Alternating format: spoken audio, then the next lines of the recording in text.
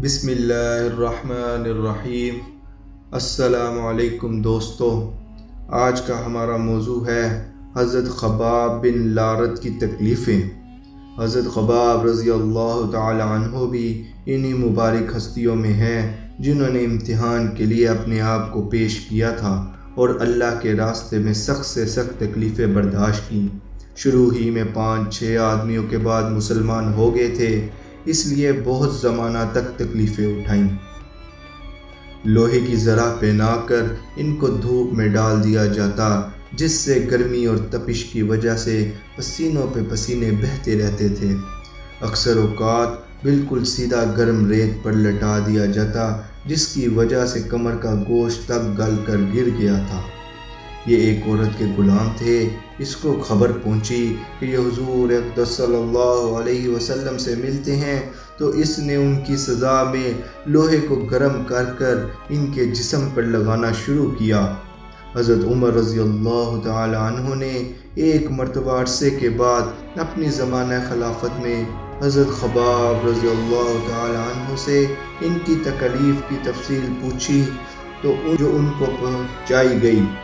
انہوں نے عرض کیا، میری کمر دیکھیں۔ حضرت عمر رضی اللہ تعالی عنہ نے کمر دیکھ کر فرمایا کہ ایسی کمر تو کسی کی دیکھی ہی نہیں۔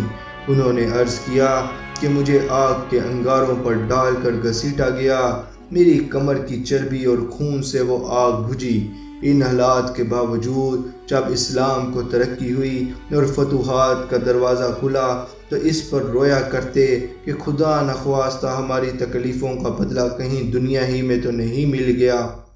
حضرت خباب رضی اللہ تعالی عنہ کہتے تھے کہ ایک مرتبہ حضور اقدس صلی اللہ علیہ وسلم نے خلاف عادت بہت ہی لمبی نماز پڑھی۔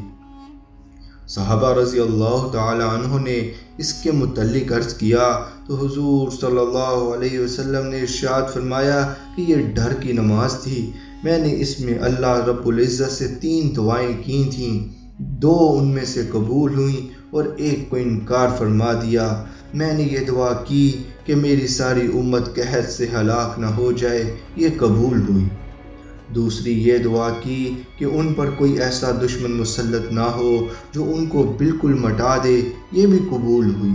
تیسری یہ دعا کی کہ ان میں آپس میں لڑائی جھگڑے نہ ہوں، یہ بات منظور نہیں ہوئی۔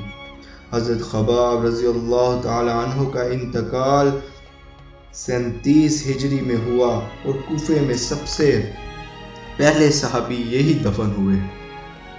ان کے انتقال کے بعد حضرت علی رضی اللہ تعالی عنہ کا گزر ان کی قبر پر ہوا، تو ارشاد فرمایا، اللہ خباب رضی اللہ تعالی عنہ پر رحم فرمائے، اپنی رغبت سے مسلمان ہوا اور خوشی سے ہجرت کی اور جہاد میں زندگی گزار دی اور مصیبتیں برداشت کیں۔ مبارک ہے وہ شخص جو قیامت کو یاد رکھے اور حساب کتاب کی تیاری کرے اور گزارہ کے قابل مال جمع کرے اور اپنے اللہ کو راضی کرے۔ دوستو، حقیقت میں اللہ کو راضی کر لینا انہی لوگوں کا حصہ تھا۔ ان کی زندگی کا مقصد صرف اللہ کو راضی کر لینا تھا۔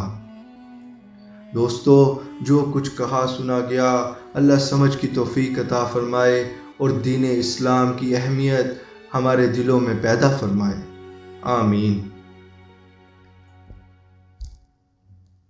امید ہے آپ لوگوں کو کلمہ ٹی وی کی ویڈیو پسند آئی ہوگی۔ ویڈیو کو لائک کریں اور دوسروں کے ساتھ شیئر کریں۔ جزاک اللہ۔ اور اگر ابھی تک کلمہ ٹی وی کو سبسکرائب نہیں کیا تو سبسکرائب کریں اور بیل آئیکن کو لازمی دبائیں تاکہ ہر نئی آنے والی ویڈیو آپ تک پہنچ سکے۔